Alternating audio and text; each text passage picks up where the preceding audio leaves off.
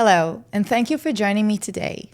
I'm your host, Gal Swisa Cohen, and on today's episode of the Israeli Bond on hmTv, my special guest, Aviv Lapid, will join me for a conversation about growing up in Sderot, an Israeli town at the Gaza envelope under constant threat of missiles from Gaza and sirens. Yeah. So a couple of words about Aviv. Aviv is a Shinshin on the Randy Wolbon Melinsky Center for Israel Delegation of the Jacobson JCC. For those who may not know, a Shinshin stands for Shnat Shirut, a year of service, or a gap year that some Israeli teens choose to take between high school and the army service, usually for community work in Israel or Jewish communities around the world. Aviv chose to do her gap year of service here with us on Long Island.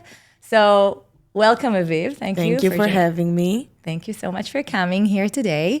And I want to start just from the start. I want you to tell me a little bit about the city or town that you grew in, Sderot. Okay, so I was born in Sderot, and I grew up there almost my entire life.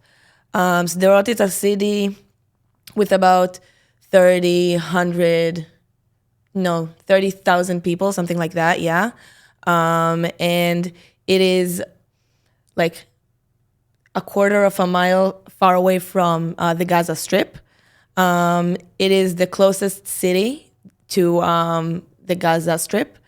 Other communities are like small towns or kibbutzes. This is like the closest city.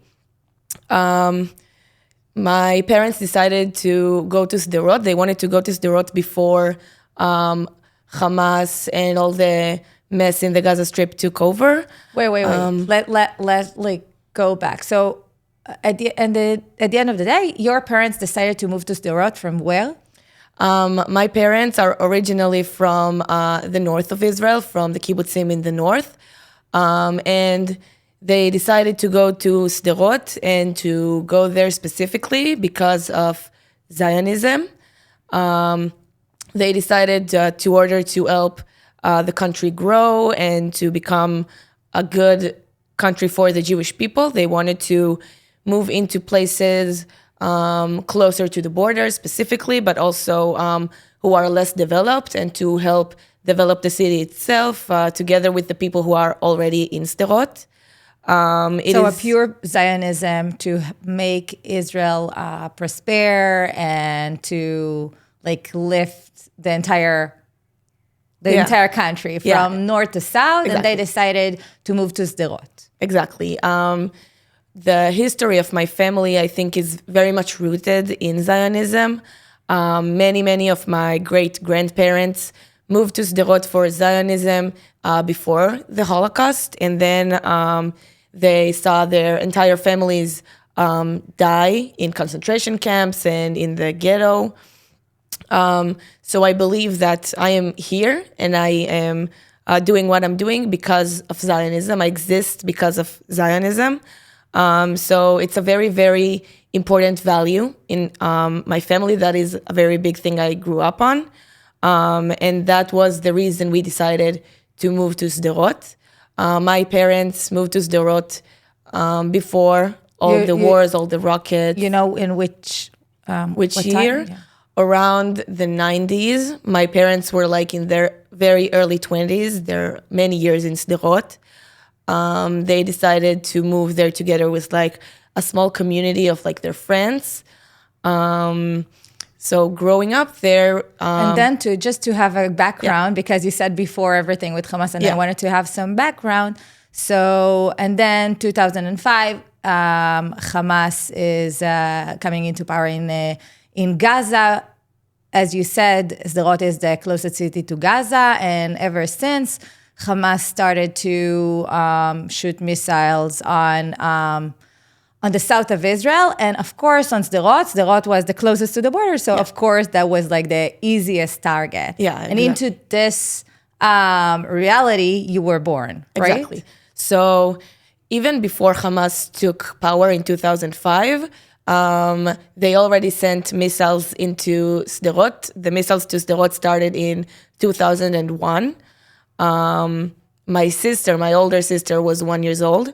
But Hamas did take power in 2005, and it grew stronger.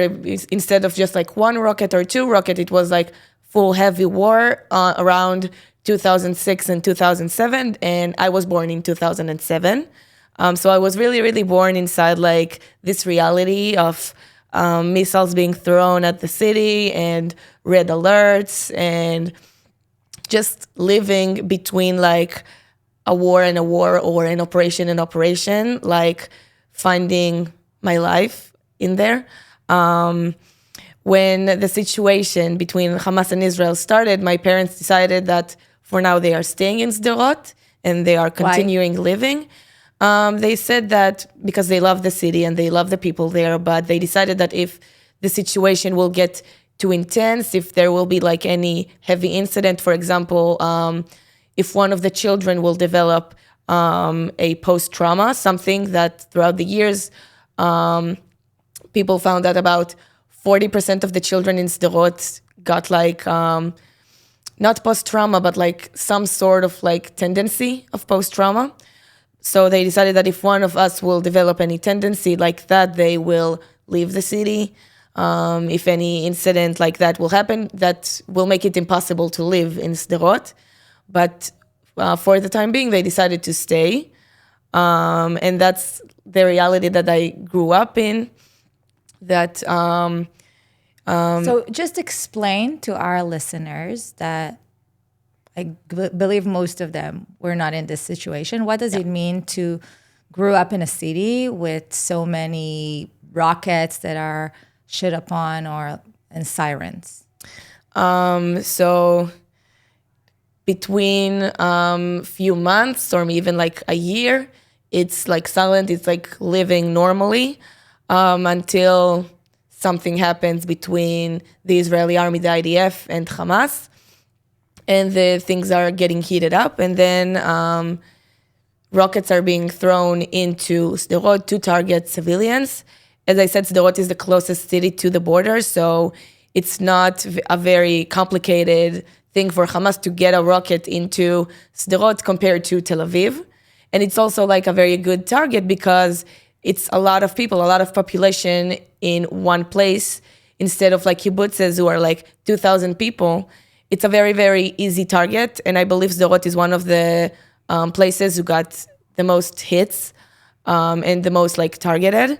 Basically, when there is a rocket, we got an alert, which is like said color red, Tzeva Adom, being repeated over. So it's not really a siren. It's not a siren, no. In the rest of the country, it is like a siren that goes up and down, but around Sderot, the system is different because we have very, very little time to get to a bomb shelter. We got around 15 seconds to get into a bomb shelter.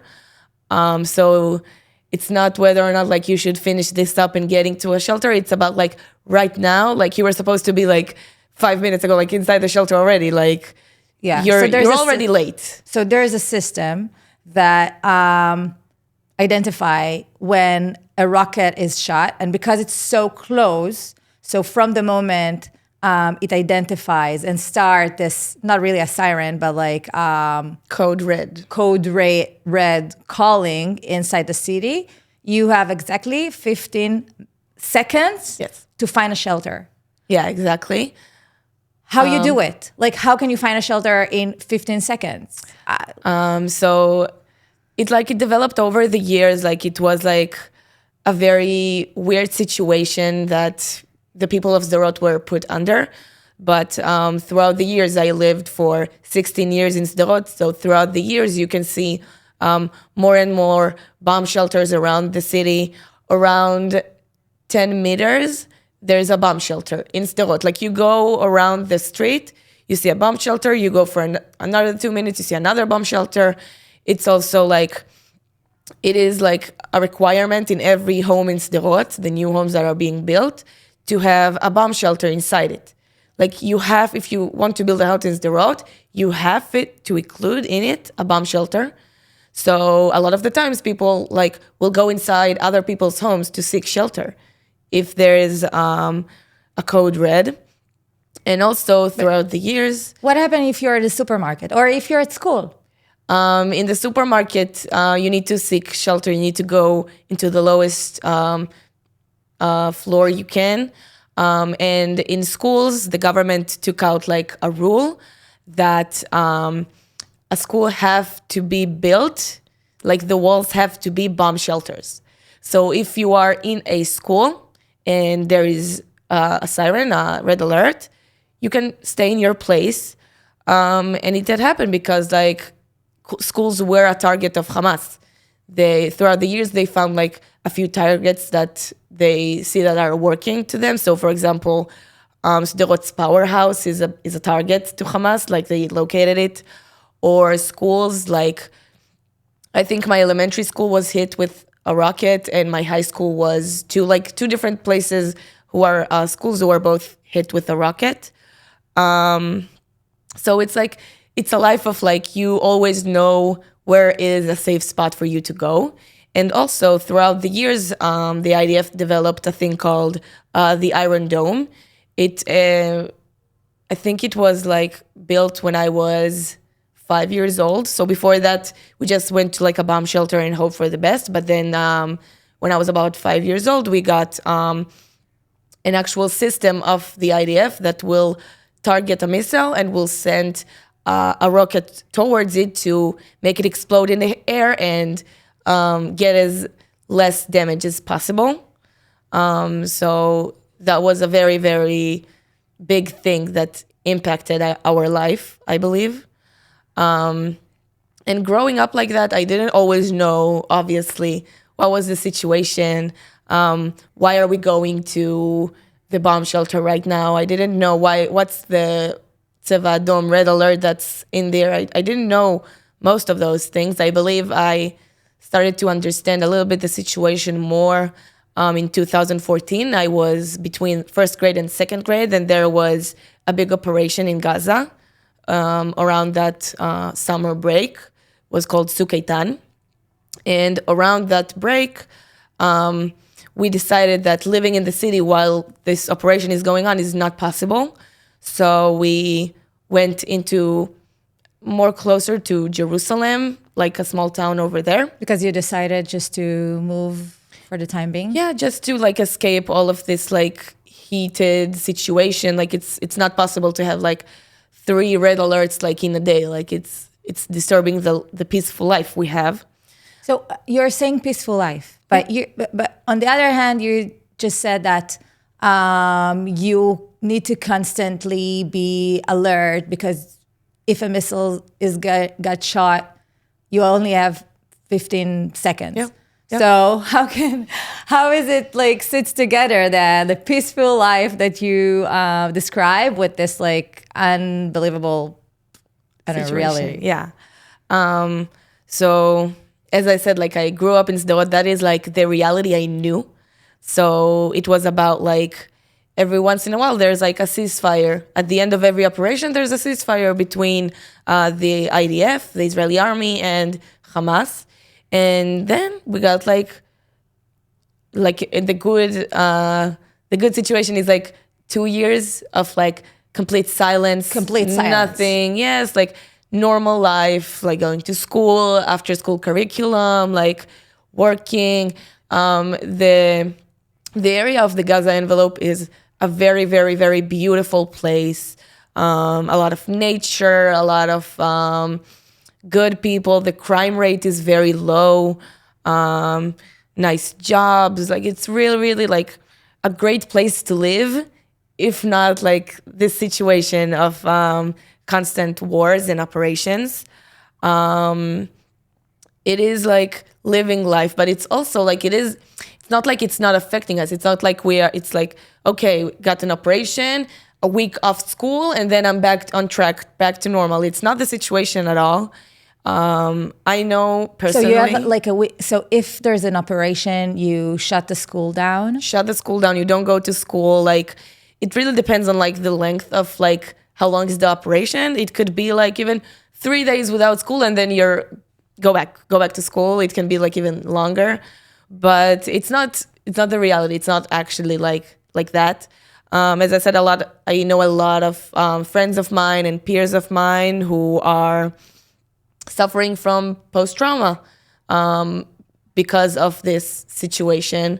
Many people who I know cannot operate and act out after this war, and they stay at home and they don't work and they don't go to school, and it affects the course of your studies. It affects your job. It's not like we actually can turn it off, but that was life. That was normal for me. That was I grew up into this. I did not know another reality that it's not normal that my neighbor has post-trauma out of something that's because of war. It's a crazy reality that I just accepted because I was born into this.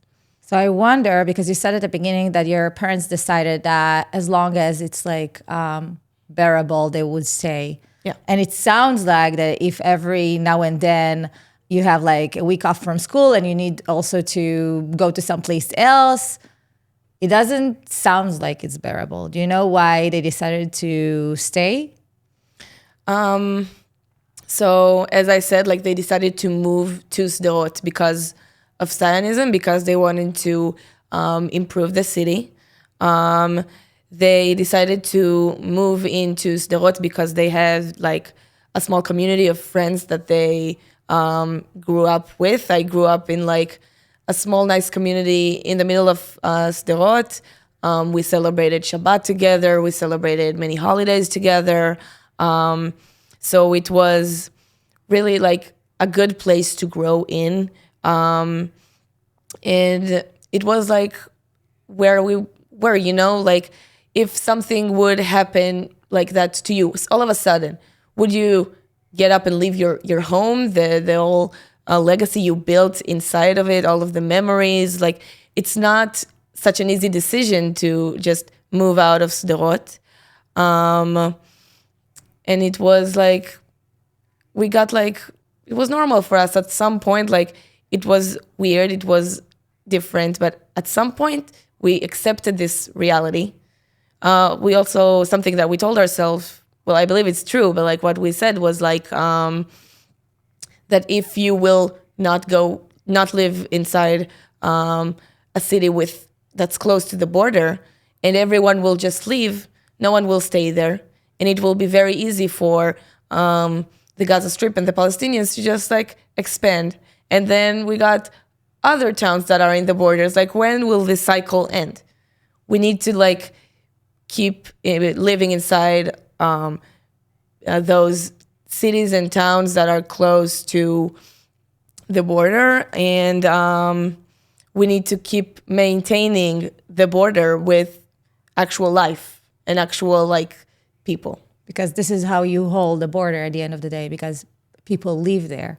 Exactly. So this is fascinating.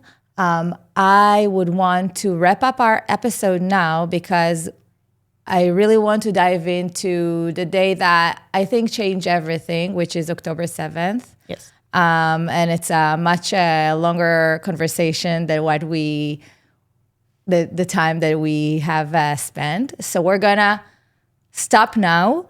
And I want to say to you, to those who listen, thank you so much for tuning in. This conversation with Aviv today, we talked about growing up in Sderot, which is an Israeli town in the Gaza envelope, under the constant threat of missiles, and not even sirens, just red alerts all the time. If you like this episode, I urge you to stay tuned and listen to our second episode where we will talk about October 7th and how did it feel to experience that in Sderot and what happened after. I also urge you to go back and listen to all the podcasts here on hmTv. Please subscribe, share, and feel comfortable to watch all the other episodes. And until next time, take care and be well.